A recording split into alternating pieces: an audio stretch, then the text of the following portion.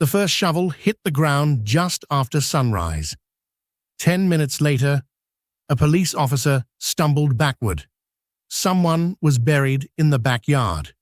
6 days dead, stabbed over and over. And the only person living on the property was a 20-year-old Jamaican bartender who had moved into the apartment 3 weeks earlier. By lunchtime, half the city believed she was a killer. If stories like this stay with you, follow until the end. Because this case was never about what people found in the ground. It was about what they refused to see. The young woman had crossed the ocean, chasing a better life. She worked late nights behind a bar. She rented the cheapest apartment she could find. The place was small. 1 bedroom, a narrow kitchen, a tiny backyard surrounded by an old wooden fence. It was not much, but it was hers. She called her mother every Sunday. She promised she was safe. She promised she would save enough money to help the family back home. She never missed work, never missed rent, never caused trouble. 3 weeks later, her entire life ended. The police knocked on her door before breakfast. At first, she thought someone had broken into a nearby house. Then she saw the officers looking toward her backyard. She watched them walk past her garden. She watched them stop. Then, they started digging. Nobody told her why. Nobody had to. The smell reached everyone first. The officers froze. A detective called for backup. Another officer pulled yellow tape across the yard. The young bartender stood on the porch, confused, terrified, unable to move. Then someone carried out a black body bag. Her knees almost gave out. She had never seen that man before. Here, the detectives did not believe her. The questions started immediately. How long had she lived there? Who visited her? Did she own a knife? Did she know the victim? Had she argued with anyone recently? She answered every question. No, no, no, no. The detectives kept writing. The neighbors gathered outside. Some filmed with their phones. Others whispered. One pointed directly at her. Another shook their head. By sunset, the story was everywhere. Young bartender arrested after body found buried in backyard. The police searched the apartment. They opened every drawer, checked every cupboard. They found nothing unusual. Then one detective opened a kitchen cabinet. Inside sat an ordinary knife. The blade had been cleaned. Too clean. The detective placed it into an evidence bag. The young woman started crying. She cooked with that knife almost every day. The officers did not care. The autopsy report arrived 2 days later. The victim had suffered multiple stab wounds.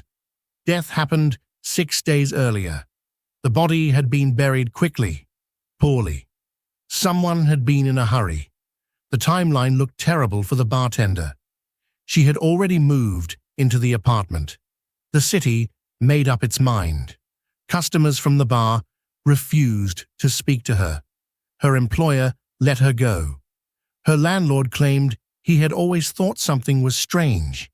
People she had known for only weeks suddenly acted like they had known she was dangerous all along. Then came the funeral for the dead man. His family sat in the front row. His mother looked toward the cameras. She begged for justice. The bartender watched from a jail television. She cried with the victim's family. Here because someone had murdered their son, and someone had stolen her future. The trial began months later. The prosecutor stood before the jury. The story sounded simple. A young woman with money problems. A man found dead. A body buried behind her apartment. A kitchen knife. A fresh grave.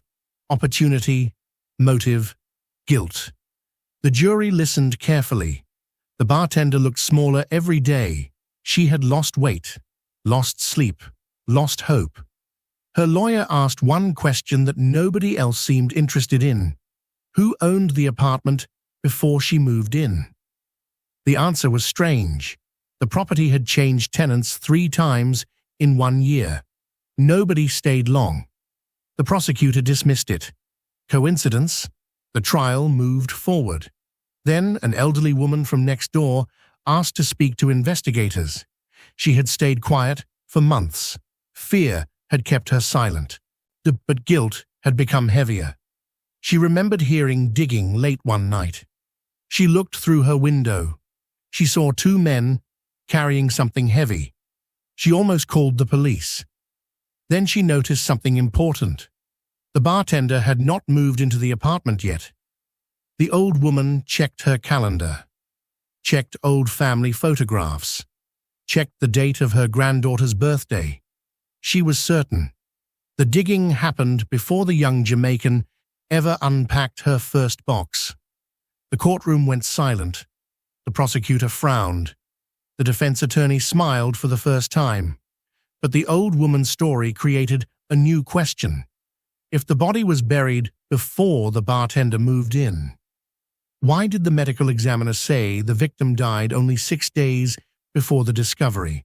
Someone was lying, and the answer would change everything. The courtroom could not move forward until someone explained the impossible timeline. The elderly neighbor had no reason to lie. She sat quietly in the witness chair, hands shaking, voice barely above a whisper. She described two men, one tall, one heavy, a pickup truck with a broken taillight, a flashlight swinging through the darkness, a hole already waiting in the backyard. The defense asked the question everyone was thinking. Was she sure about the date? The old woman nodded. She had attended her granddaughter's birthday the next morning. The celebration photographs were stamped with the date. The digging happened the night before. The prosecutor stood immediately.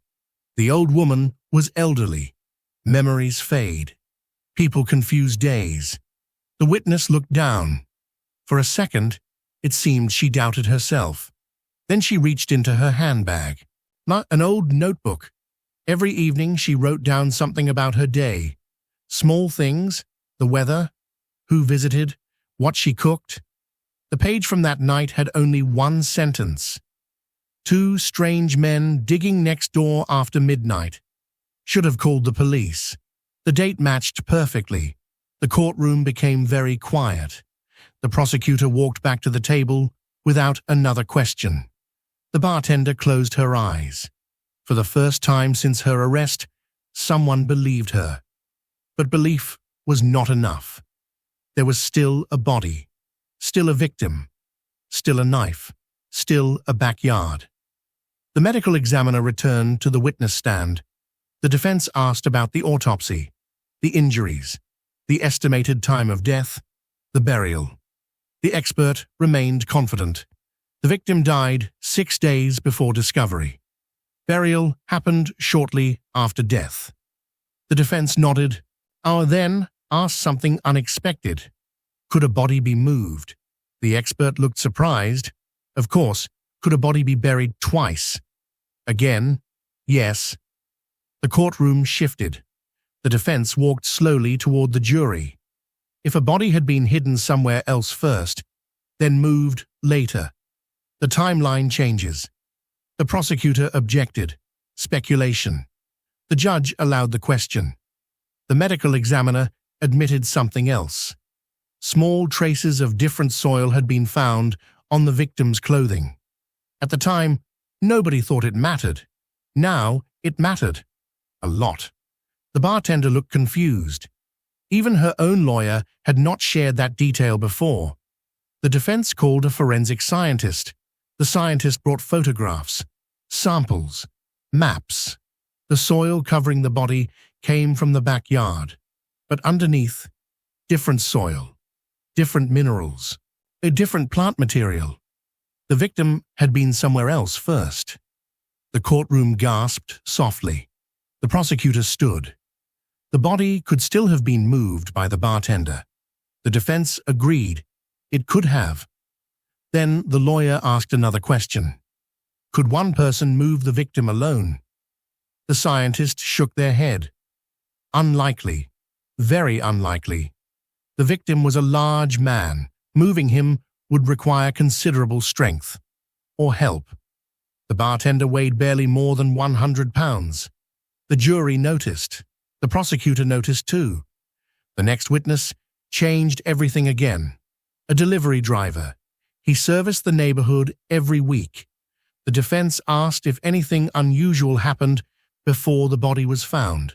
At first, he said no. Then he stopped. He remembered something. A truck, parked near the apartment, late at night. He remembered because the taillight was broken, the same detail the elderly neighbor described. The prosecutor quickly asked if he could identify the driver. No. Too dark. The defense smiled slightly. They did not need the driver. They needed the truck. Police searched old traffic cameras, hundreds of hours. Nothing. Then someone found a small security camera attached to a grocery store. The image was blurry. The truck passed once, then twice, then a third time, hours before the body was discovered. The bartender was working at the bar that night. Time records confirmed it. Customers confirmed it. Security cameras from the bar confirmed it. She never left. The prosecutor adjusted the theory. Maybe she had helpers. Maybe she planned everything. Maybe someone buried the body for her. The defense asked a simple question. Why? Silence. No answer came. The bartender had never met the victim. No phone calls, no messages, no money transfers, no connection. The police dug deeper into the victim's life. Finally, they found something. The dead man had been asking questions, dangerous questions. He believed local land deals were fraudulent. He believed properties were being purchased through fake companies. He believed people were being forced out of homes.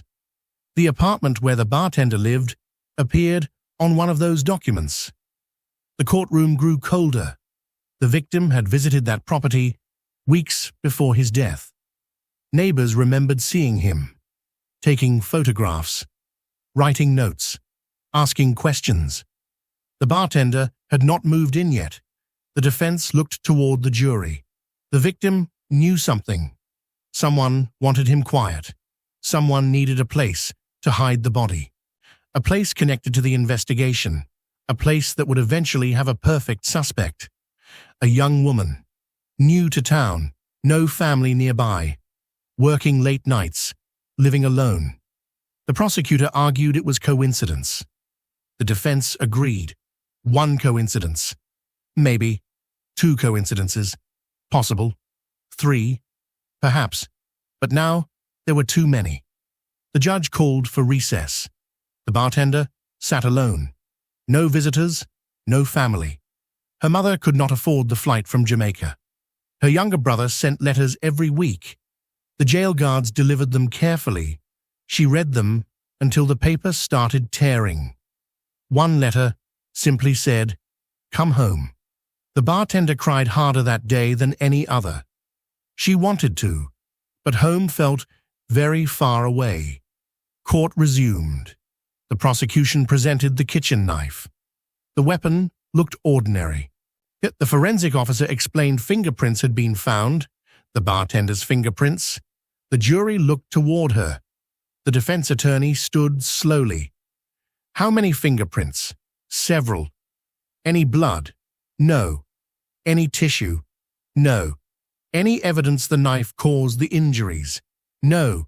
Could it simply be a kitchen knife used for cooking? Yes.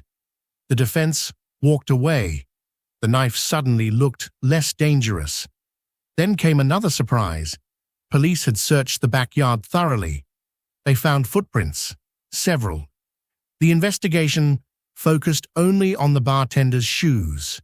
Nobody checked anyone else. The defense hired its own expert. The footprint sizes varied. One matched a large work boot. Another matched a smaller athletic shoe. Neither matched the bartender. The prosecution argued old prints stay in dirt. The experts shook their head. The rain had washed the yard days earlier. These prints were fresh enough to matter. The bartender looked toward the jury. For the first time, she saw uncertainty. Not sympathy, not yet, but uncertainty. Then the defense introduced employment records. The bartender worked nearly every evening. Long shifts, closing duties, cleaning, inventory. Her manager testified she often stayed late. The prosecutor asked if she could leave unnoticed. The manager answered honestly, not with the cameras watching every hallway. The jury wrote notes. The defense attorney sat down. Another piece of the story had changed. Outside the courthouse, reporters waited every day. Some still called her a murderer. Others started asking different questions. What if police arrested the wrong person? The victim's mother watched every hearing. She never missed one. I know one afternoon, she walked past the bartender. The guards stepped between them. The victim's mother stopped, looked at the young woman, then started crying. The bartender cried too. Neither spoke. Neither needed to. Both understood something terrible. Someone had stolen a son. Someone had stolen a future. And the real killer was still free. That night, detectives reopened old evidence boxes. One officer noticed something strange. The victim's shirt pocket had contained a small piece of folded paper. It had been logged, forgotten, ignored. The paper was dirty, torn, barely readable. They unfolded it carefully. A single address, a time, and one sentence. If anything happens to me, look here. The address was not far away. Police rushed to the location. An abandoned storage building, locked, dusty, empty, almost. Inside they found a chair, a rope, old bloodstains, a broken phone, and something hidden beneath loose floorboards. A memory card. The detective held it carefully. Nobody in the courtroom knew it yet. But whatever was inside that tiny piece of plastic could save an innocent bartender or bury her forever. The detective placed the memory card into an evidence bag. Nobody celebrated. Nobody guessed. A piece of plastic could not bring a man back to life. A piece of plastic could not erase months of suffering. But it could tell the truth, and the truth had been missing from this case since the beginning. The bartender sat inside her jail cell that night. She knew nothing about the memory card. She knew nothing about the abandoned building. She only knew another court date was coming. Another day to sit in front of strangers. Another day to hear people describe her as a murderer. Sleep refused to come. The victim's mother could not sleep either. She sat at her kitchen table, holding a photograph. A little boy with a missing front tooth. A child who used to run home before dark. A son who promised to take care of her one day. Now he was gone. She did not care who went to prison. She only wanted the truth. The detectives sent the memory card to specialists. Hours passed. Then a problem appeared. The files had been damaged, corrupted, almost destroyed, almost. The technicians worked carefully. One file survived, then another, then 3 more. A detective opened the first recording. Nothing. Dark screen. Heavy breathing. The second file started the same way. Then a voice. A man's voice. Weak, nervous, looking over his shoulder. The detective turned the volume higher. The victim knew he was being followed. He talked about people buying abandoned properties, threatening owners, moving money through fake companies. He said he had proof. Then he mentioned one address. The apartment. The detectives looked at each other. The victim had been watching that property long before he died. The recording ended suddenly. The third file opened. The picture shook violently. Someone was walking quickly. The victim turned the camera toward a truck. Broken tail light. The same truck. The detectives froze. A license plate flashed into view. Only for a second, but a second was enough. police tracked the vehicle. The registration belonged to a construction company. The company had purchased several empty buildings around the city, including the apartment complex, and the detectives dug deeper. The company owner had connections everywhere: money, lawyers, political friends, influence. The victim had been investigating those connections. The bartender had simply rented the wrong apartment. The detectives searched company records. Another surprise waited. The previous 3 tenants had all left suddenly. One moved after receiving threats. One disappeared without notice. One refused to speak to police. The apartment was not random. People had been scared of that place for years. Court resumed the next morning. Nobody mentioned the memory card. Not yet. The investigation needed time. The prosecutor continued building the case. The bartender sat quietly. The victim's mother watched carefully. Then another witness entered. A former employee of the construction company. The man looked terrified. He admitted he quit months earlier. Too many secrets, too many strange deliveries at night, too many questions nobody wanted answered. The defense asked about the apartment. The witness looked toward the floor. He knew the address. He had been there. The courtroom leaned forward. The witness admitted workers were ordered to clear the backyard months earlier. Digging equipment arrived, then left. Nobody explained why. The prosecutor objected. Speculation. The judge allowed the testimony. The witness continued. One supervisor warned everyone to stay away from the property. No questions, no conversations. Do the work. Leave. The bartender listened carefully. She had never seen that man before. Yet somehow he knew more about her backyard than she did. The defense rested for the day. Outside the courthouse, reporters chased the witness. He disappeared before answering a single question. That night, police received a phone call. Anonymous.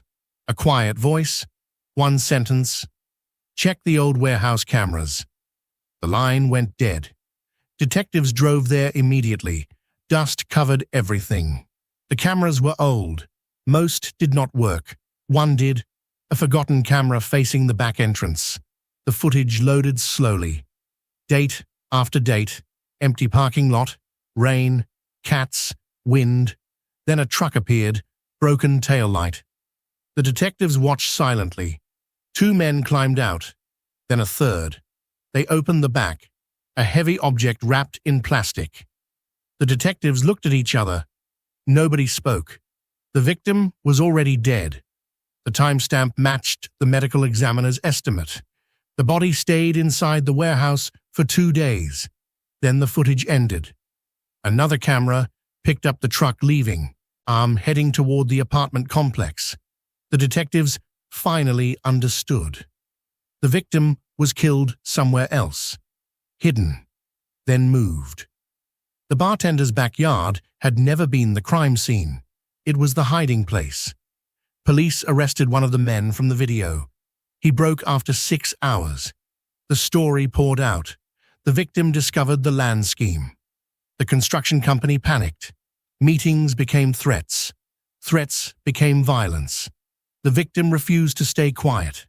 The murder happened during an argument. Nobody planned it, but everyone helped cover it up. The bartender was chosen because she had just moved in. Nobody knew her. Nobody would defend her. The backyard was empty. The apartment had a bad reputation already. She was the perfect stranger. The detectives asked about the knife. The suspect laughed. The murder weapon was thrown into a river.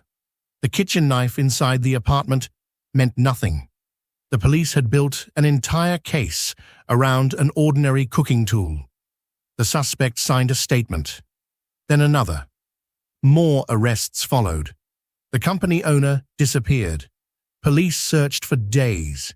Finally, they found him trying to leave the country. The courtroom filled for the final hearing. The victim's mother arrived early. The bartender arrived in handcuffs. The judge entered. The prosecutor stood, slowly, carefully. The charges against the bartender could no longer stand. New evidence proved she had no involvement in the murder. The truck, the warehouse, the confession, the hidden recordings, the apartment scheme. Everything pointed elsewhere. The judge looked toward the young woman. Months of fear sat on her face. The handcuffs came off. She rubbed her wrists quietly. The victim's mother stood unexpectedly. The courtroom guards moved closer. Instead of anger, she walked toward the bartender. The young woman could barely breathe. The older woman stopped in front of her. Tears rolled down both faces. The victim's mother reached out, held her hand. The courtroom watched in complete silence. One son had been stolen. One young life had almost been destroyed. Neither of them deserved what happened. The judge dismissed the charges. The bartender was free. People outside the courthouse cheered. Others lowered their heads. The same city that called her a murderer now called her innocent. But innocence could not return what she lost. Her job was gone. Her apartment was empty. Her name had spread across television screens. She packed the few things left behind.